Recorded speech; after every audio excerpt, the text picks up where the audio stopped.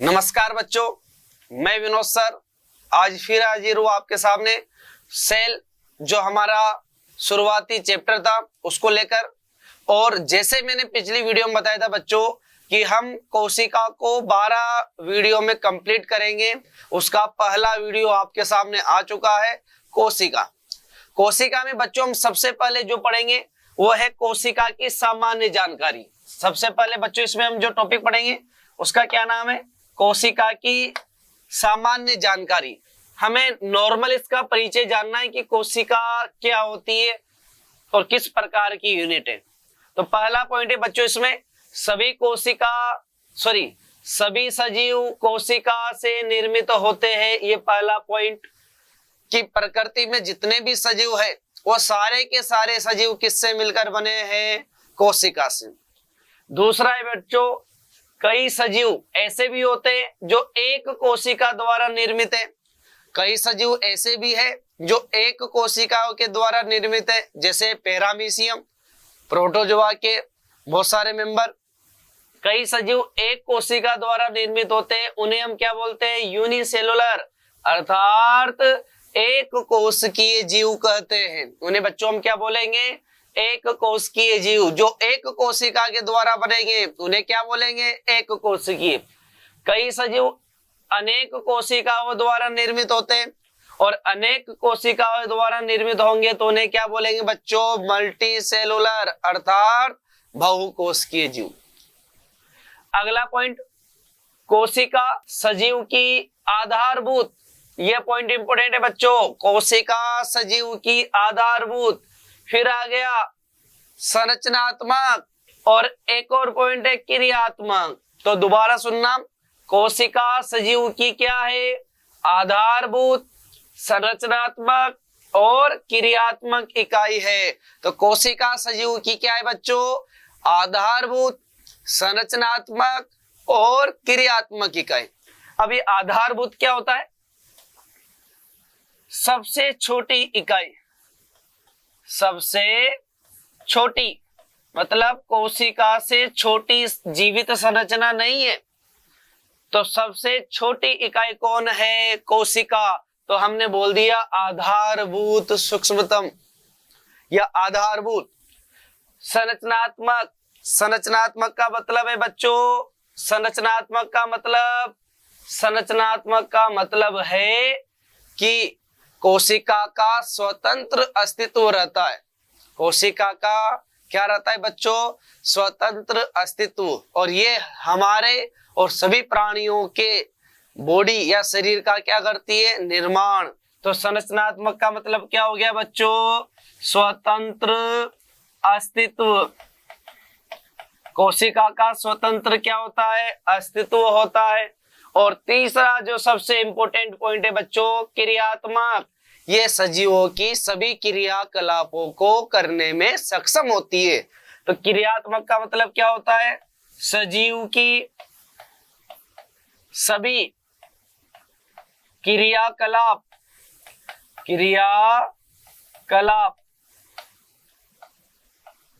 को करने में क्या होती है बच्चों? ये सक्षम होती है।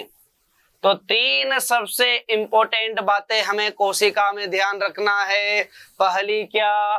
कोशिका सजीव की आधारभूत, कोशिका सजीव की संरचनात्मक और कोशिका सजीव की क्रियात्मक इकाई होती है। क्लियर है बच्चों बात? इसके बाद हम आगे बढ़ते हैं और दो टॉपिक है, एक तो है साइटोलॉजी और एक है बच्चों सेल बायोलॉजी। साइटोलॉजी में क्या होता है? हम कोशिका की संरचना का अध्ययन करते हैं। केवल किसका अध्ययन करते हैं? कोशिका की संरचना का, कि कोशिका किस प्रकार से बनी हुई है। और सेल बायोलॉजी में हम क्या करते हैं? कोशिका की संरचना के साथ साथ उसके कार्यों का भी अध्ययन किया जाता है कि कोशिका क्या काम करती है, उसमें मिलने वाले कोशिकांग क्या कार्य करते हैं। इसमें तो साइटोलॉजी में तो हम क्या पढ़ते हैं? कोशिका की संरचना, कि कोशिका कैसी होती है, उसमें कोशिकांग कैसे होते हैं, उनकी संरचनाएं कैसी है, वो पढ़ा जाता है। और सेल बायोलॉजी में क्या पढ़ा जाता है बच्चों? उनकी संरचना के साथ साथ उनके कार्यों का भी अध्ययन किया जाता है। तो साइटोलॉजी में तो कोशिका की संरचना का अध्ययन करेंगे और सेल बायोलॉजी में किसका अध्ययन करेंगे बच्चों?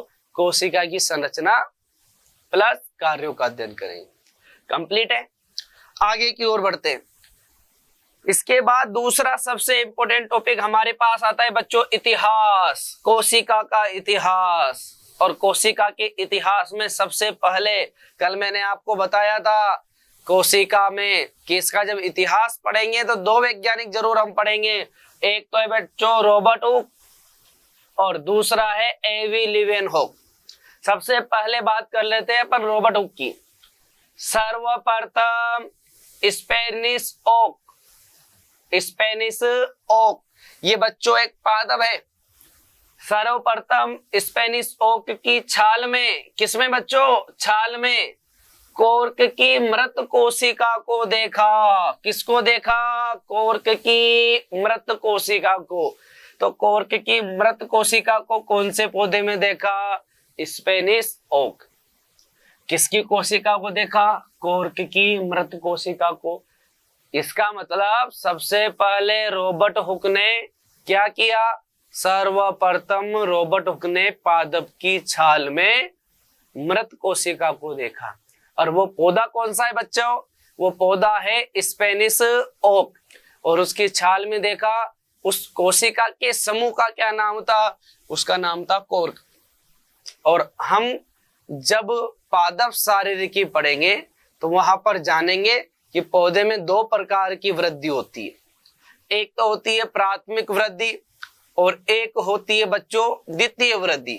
जब पौधे में द्वितीय वृद्धि होती है, जब उसकी चौड़ाई में बढ़ोतरी होती है, तो उस समय अनेक प्रकार की कोशिकाएं व उत्तक का निर्माण होता है। और उसमें से एक उत्तक है बच्चों कोर्क उत्तक। और ये कोर्क उत्तक मृत उत्तक होता है। कैसा उत्तक होता है बच्चों? मृत उत्तक होता है। तो कोर्क उत्तक में मिलने वाली कोशिकाओं को क्या बोलेंगे? कोर्क कोशिका। और कोर्क कोशिका भी कैसी होगी बच्चों? मृत होगी, क्योंकि उसका उत्तक भी क्या होता है? मृत होता है। तो एक मिनट इसकी पूरी जानकारी हम ले लेते हैं। रॉबर्ट हुक नामक वैज्ञानिक ने स्पेनिश ओक की छाल में कोर्क की मृत कोशिका को देखा। जब इसने पादप की छाल का अध्ययन किया तो इसको उस छाल में इस प्रकार से कोशिकाओं के समूह दिखाई दिए। इस प्रकार से बच्चों, और ये जो संरचना है ये मधुमक्खी के छत्ते के समान दिखाई दी। किसके समान दिखाई दी बच्चों? मधुमक्खी के छत्ते के समान।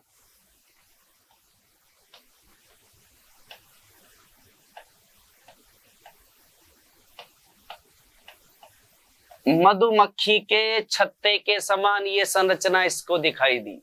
और ये जो कोशिका इसको दिखाई दी, इन कोशिकाओं को मृत कोशिका हमने कहा। कारण क्योंकि ये कोर्क उत्तक है और कोर्क उत्तक कैसा होता है? मृत उत्तक होता है। तो ये भी बात बेटा आपको याद रखना है कि ये मृत क्यों है? क्योंकि इनके बाहर, इन कोशिकाओं की भित्ति के बाहर या इन कोशिकाओं की दीवारों पर एक पदार्थ का जमाव हो जाता है और उस पदार्थ का नाम है बच्चों सुबेरिन। क्या नाम है उसका? सुबेरिन। और सुबेरिन के जमाव के कारण ये दीवारें जो होती है ये अपारगम्य हो जाती है। कैसी हो जाती है ये? अपारगम्य। अपारगम्य का मतलब ना तो कोई पदार्थ अंदर आ सकता है, ना ही कोई पदार्थ बाहर जा सकता है। तो जब कोई पदार्थ अंदर ही नहीं जाएगा, जब जल और खनिज लवण अंदर ही नहीं जाएंगे, तो अंदर का कोशिका द्रव्य क्या हो जाएगा? सूख जाएगा। और अंदर का कोशिका द्रव्य सूख जाएगा तो कोशिका कैसी हो जाएगी? मृत हो जाएगी। तो यहाँ से 2 से 3 क्वेश्चन बच्चों निकल रहे हैं। सबसे पहले मृत कोशिका को किसने देखा? Robert Hooke. किस पादप में देखा? Spanish oak. कोशिका का क्या नाम था? कोर्क कोशिका। कोर्क कोशिका मृत क्यों थी? क्योंकि चारों तरफ किसका जमाव था? सुबेरिन का जमाव था। और बच्चों ये जो मधुमक्खी के छत्ते के समान आपको संरचना दिखाई दे रही है, इसे रॉबर्ट हुक ने सेलुला कहा था। क्या कहा था बच्चों? सेलुला। और इस सेलुला से ही बाद में सेल शब्द की उत्पत्ति हुई। इसका मतलब सेल शब्द की उत्पत्ति सेलुला से हुई। इस कारण रॉबर्ट हुक को कोशिका विज्ञान का जनक कहा जाता है। इंपोर्टेंट बात स्टार लगा के भी लिखनी है आपको कि रॉबर्ट हुक को सेल बायोलॉजी का फादर कहा जाता है। क्लियर है बच्चों बात? इसके बाद अगले टॉपिक पर हम आते हैं और हमारा अगला टॉपिक है दूसरे नंबर पर एवी लीवेनहॉक। इन्होंने क्या किया? सर्वप्रथम जीवित कोशिका को देखा था। सबसे पहले जीवित कोशिका की खोज किसने की? एवी लीवेनहॉक ने। इन्होंने जो कोशिका देखी थी बच्चों वो जीवाणु था। क्या था वो? जीवाणु। और किसमें देखा? मृदा में। एवी लीवेनहॉक ने क्या किया? बरसात का जो जल आया उस बरसात के जल को मिट्टी से निकाला और उस मिट्टी का जब अध्ययन किया तो पाया कि इसमें बहुत सारे जीवाणु है जो जीवित अवस्था में है सारे के सारे। तो इन्होंने सर्वप्रथम जीवित कोशिका की क्या की बच्चों? खोज की। और किसको खोजा था? जीवाणु को खोजा था। कहां पर देखा था? मृदा से खोजा था। क्लियर है बात? और इसे क्या नाम दिया? इसे एनिमलक्यूल नाम दिया। क्या नाम दिया बच्चों? इसे एनिमलक्यूल नाम दिया। तो इतिहास के दोनों वैज्ञानिक हमारे कंप्लीट है। पहला रॉबर्ट हुक और दूसरा एवी लीवेनहॉक। आगे की ओर बढ़ते। इसके बाद हमारा सबसे इंपॉर्टेंट टॉपिक आता है कोशिका सिद्धांत। कौन सा टॉपिक है बच्चों? कोशिका सिद्धांत। नॉर्मली बताया जाता है कि कोशिका सिद्धांत के बारे में दो वैज्ञानिकों ने बताया। कितने वैज्ञानिकों ने? दो। तो देखो पहला वैज्ञानिक आपके सामने मैथियस स्लाइडेन और दूसरा वैज्ञानिक आपके सामने थियोडोर स्वान। दो वैज्ञानिक है बच्चों। पहला वैज्ञानिक मैथियस स्लाइडेन, दूसरा वैज्ञानिक थियोडोर स्वान। ये कब आया था? कल मैंने आपको बताया 1838 में बताया इसने कब बताया? 1839 में बताया। याद क्या रखना है आपको? मैथियस स्लाइडेन लंबा नाम है और लंबी बायोलॉजी में बोटनी होती है बच्चों। तो मैथियस स्लाइडेन कौन सा वैज्ञानिक है? पादप वैज्ञानिक। ये भी आपको याद रखना है। और थियोडोर स्वान कौन सा वैज्ञानिक है? जंतु वैज्ञानिक। तो कोशिका सिद्धांत में दो वैज्ञानिक आपको अभी याद रखने। पहला मैथियस स्लाइडेन जो पादप वैज्ञानिक है और दूसरा बच्चों कौन सा? थियोडोर स्वान जो कौन सा वैज्ञानिक है? जंतु वैज्ञानिक। मैथियस स्लाइडेन की अगर हम बात करें तो 1838 में आया था और ये कब आया था? 1839 में। अब बच्चों ये पादप वैज्ञानिक है तो किस पर अध्ययन करेगा? पादपों पर। ये जंतु वैज्ञानिक है तो किस पर अध्ययन करेगा? जंतुओं पर। क्लियर है बात? पादपों पर अध्ययन किया तो क्या पाया स्लाइडेन ने? कि पादप कोशिकाओं अथवा उत्तकों से निर्मित होती है। स्लाइडेन ने बताया कि पादप कोशिकाओं अथवा उत्तकों से निर्मित होती है। अर्थात ये जो पादप होता है या तो यह कोशिकाओं से मिलकर बना होता है या फिर कोशिकाओं से मिलकर जो उत्तक बनते हैं वो उत्तक पादप का क्या करते हैं? निर्माण। अर्थात या तो पादप बहुत सारी कोशिकाओं से मिलकर बना होता है और ये सारी कोशिकाएं अलग अलग हो सकती है, या फिर ये सारी कोशिकाएं मिलकर क्या बना सकती है? उत्तक। और पादप उत्तक से मिलकर बना हो सकता है। तो इसने बोला कि पादप कोशिकाओं अथवा उत्तकों से निर्मित होता है।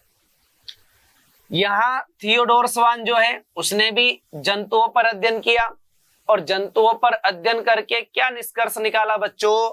इसने बताया कि जंतु कोशिका के चारों ओर एक पतला आवरण पाया जाता है। जो जंतु कोशिका होती है इस जंतु कोशिका के चारों ओर एक पतला आवरण पाया जाता है। और इस पतले आवरण को क्या नाम दिया बच्चों? इस पतले आवरण को उसको पता नहीं है क्या था, जिसे वर्तमान में, परंतु अब हम क्या बोलते हैं? कोशिका झिल्ली। और हम जानते हैं कि जंतु कोशिका के चारों ओर एक पतली परत पाई जाती है और इस पतली परत को हम क्या बोलते हैं? कोशिका झिल्ली। ये उसे पता नहीं था, पर उसने इतना जरूर बता दिया था कि जंतु कोशिका के चारों ओर एक पतला आवरण पाया जाता है। वर्तमान में इस पतले आवरण को हम क्या बोलते हैं बच्चों? कोशिका झिल्ली। याद रखना है आपको। दूसरा, इसने जंतुओं के साथ साथ पौधों पर भी अध्ययन किया और पौधों पर अध्ययन जब किया तो वहां से भी इसने कुछ निष्कर्ष निकाले। क्या था? कि पादप कोशिका किससे? जंतु कोशिका से एक मजबूत आवरण रखने के कारण भिन्न होती है। अर्थात पादप कोशिका में एक मजबूत आवरण बाहर की ओर पाया जाता है जो जंतु कोशिका में अनुपस्थित होता है। इसके कारण ये भिन्न होती है और इसे वर्तमान में कोशिका भित्ति कहते हैं। वर्तमान में क्या बोला जाता है इसे? कोशिका भित्ति। अगर हम पादप कोशिका की बच्चों बात करें तो पादप कोशिका में एक पतली परत तो मिलेगी, परंतु इसके साथ साथ एक मोटी भित्ति भी मिलेगी जिसे हम कोशिका भित्ति बोलते हैं। तो इसने जब जंतुओं पर अध्ययन किया तो बताया कि जंतु कोशिका में चारों ओर एक पतली परत पाई जाती है। वर्तमान में इस पतली परत को हमने क्या बोला? कोशिका झिल्ली। और जब इसने पादप पर अध्ययन किया बच्चों तो पाया कि पादप कोशिका में एक मजबूत परत और पाई जाती है जो किसमें नहीं मिलती आपको? जंतु कोशिका में नहीं मिलती। और वर्तमान में इसे हम क्या बोलते हैं? कोशिका भित्ति। तो क्वेश्चन अगर बन जाए आपके पास कि पादप वैज्ञानिक, कौन से वैज्ञानिक बच्चों? पादप वैज्ञानिक, जिसका क्या नाम है? मैथियस स्लाइडेन, ने कोशिका सिद्धांत में कौन सा कथन दिया? तो याद रखना, पादप कोशिकाओं अथवा ऊतकों से निर्मित है। और अगर क्वेश्चन बन जाए कि जंतु वैज्ञानिक, कौन सा वैज्ञानिक बच्चों? जंतु वैज्ञानिक थियोडोर स्वान ने पादप कोशिका के चारों ओर जिस आवरण को देखा था, पादप कोशिका के चारों ओर, तो याद रखना पादप कोशिका के चारों ओर जो आवरण देखा था उसे हम क्या बोलते हैं? कोशिका भित्ति। और जंतु कोशिका के चारों ओर जिस लेयर की बात करी थी, जिस पतली परत की बात करी थी, उसे हम क्या बोलते हैं बच्चों? उसे बोलते हैं कोशिका झिल्ली। क्लियर है बात? इसके बाद आगे की ओर हम बढ़ते हैं। इसी कोशिका सिद्धांत में परिकल्पना दी बच्चों, परिकल्पना। और ये परिकल्पना दी थी किसने? ये परिकल्पना दी थी जंतु वैज्ञानिक ने। और जंतु वैज्ञानिक कौन है? स्वान। तो ये परिकल्पना किसने दी बच्चों?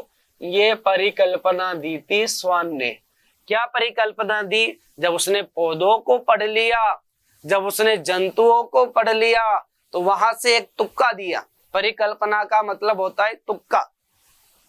वहां से एक तुक्का दिया कि जंतु हो या पादप, जंतु हो या पादप, ये कोशिकाओं एवं उसके उत्पाद के द्वारा निर्मित होते हैं।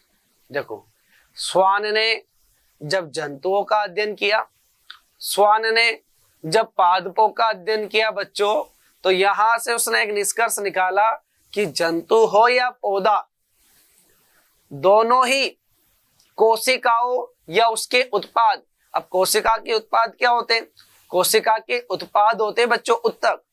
तो याद रखना, कोशिका के उत्पाद अर्थात किसकी बात कर रहा है? ये ऊतक की बात कर रहा है। तो कोशिकाओं या उसके उत्पादों से मिलकर बने होते हैं। जैसे ही मार्केट में खबर आई कि स्वान ने एक परिकल्पना दी है और ये परिकल्पना जैसे ही एम स्लाइडेन के पास पहुंच गई और जैसे ही ये स्लाइडेन के पास पहुंची, इसने तुरंत उसका समर्थन किया, क्योंकि इसने भी तो अध्ययन कर रखा है। अरे इसने भी तो यही बोला था कि पादप कोशिकाओं या उसके उत्पादों से निर्मित होते। तो इसे पूर्ण विश्वास था कि जो परिकल्पना स्वान ने दी वो 100% सत्य है। तो इसने उस परिकल्पना का क्या कर दिया बच्चों, समर्थन किया। उस परिकल्पना का क्या कर दिया इसने, समर्थन। किसने समर्थन किया, एम स्लाइडेन ने। नाम मैंने आपको पहले बता दिया।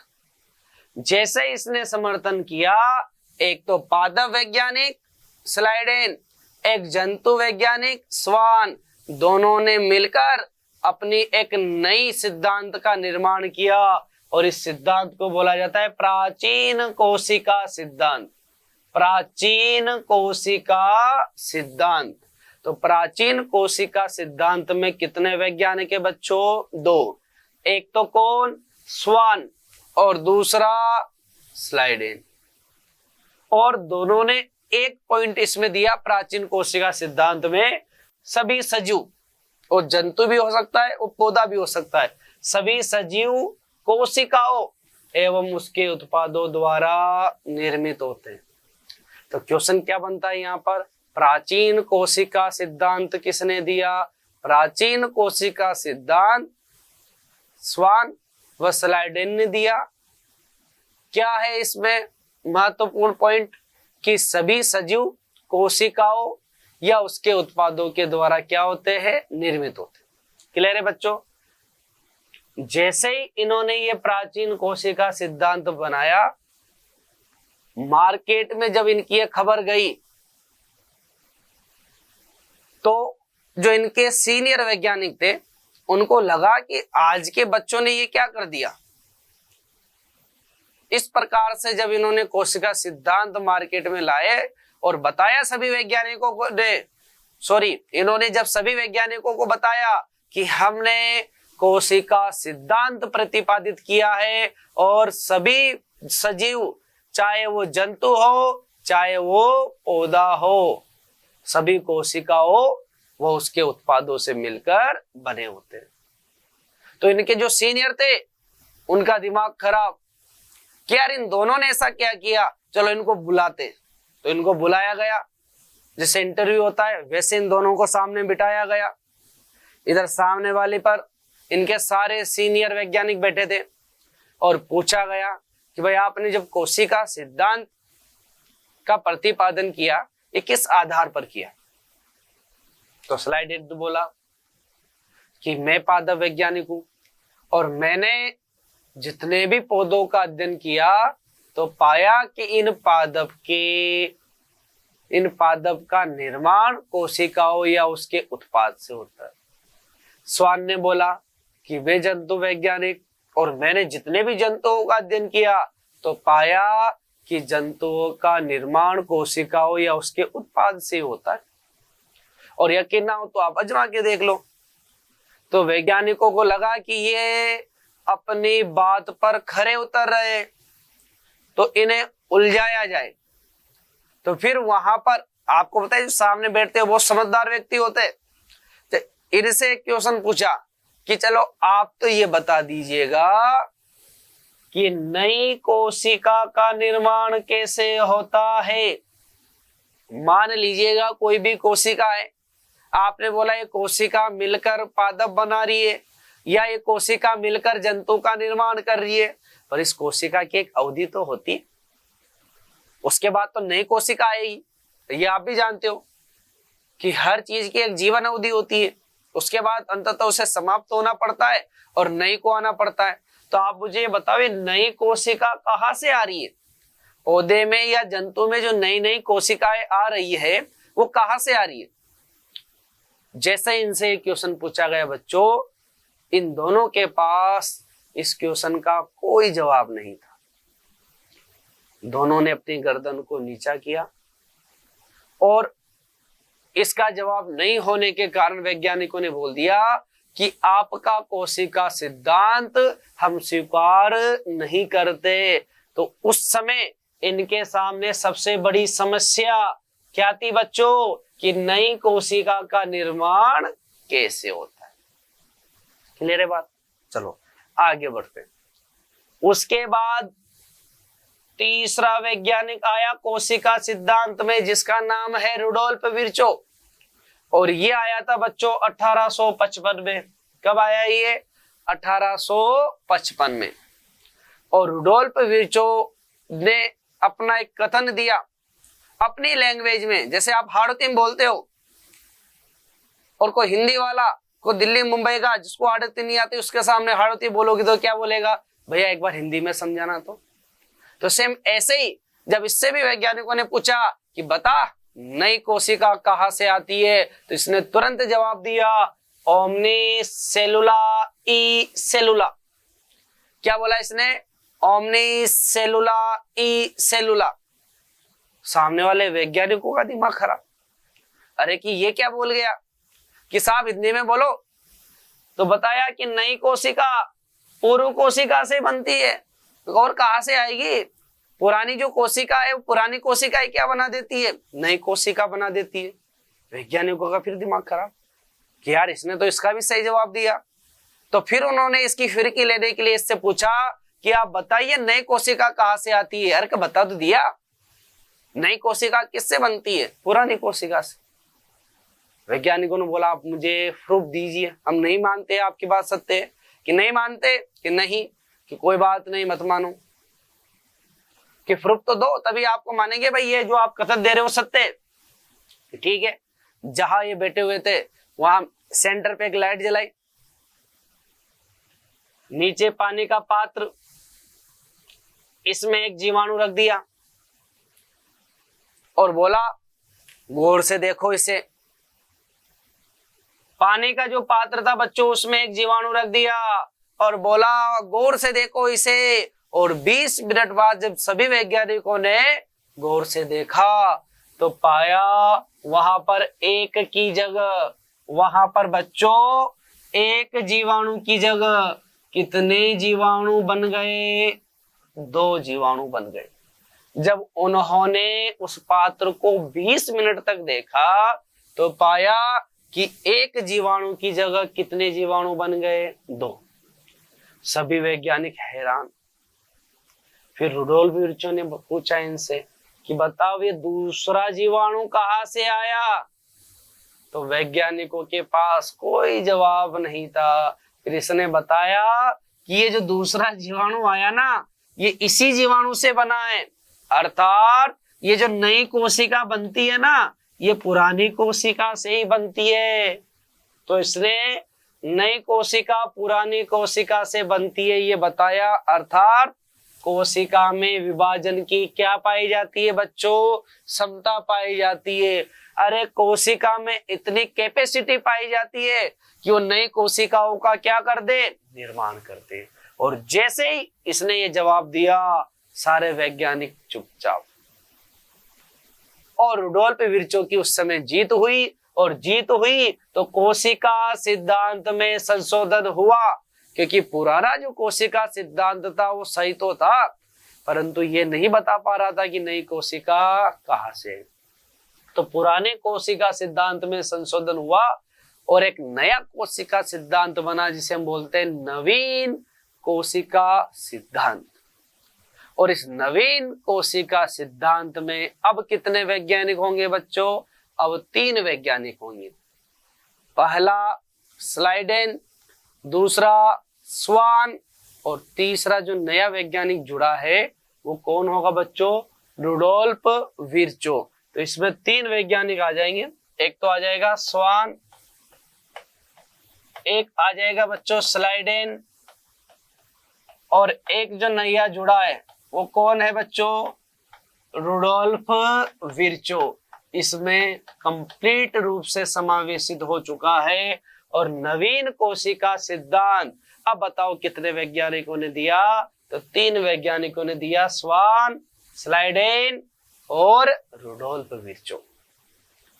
और पहले एक पॉइंट जब उन दोनों ने दे रखा था उसको भी समावेशित किया, और जो रुडोल्फ विर्चो ने बताया उसको भी जोड़ा, और 2 पॉइंट इनके पास कंप्लीट हो गए कि सभी सजीव कोशिकाओं एवं उसके उत्पादों के द्वारा निर्मित होती है। ये भी बिल्कुल करेक्ट पॉइंट है। और दूसरा, नई कोशिकाओं का निर्माण किससे होता है? पुरानी कोशिका से होता है। फिर कुछ जीव ऐसे भी थे जो इस कोशिका सिद्धांत की पालना नहीं कर रहे थे। तो जब 100 व्यक्तियों में से अगर 1 या 2 व्यक्ति किसी की पालना नहीं करते तो हम उन्हें अपवाद मानते या नहीं मानते?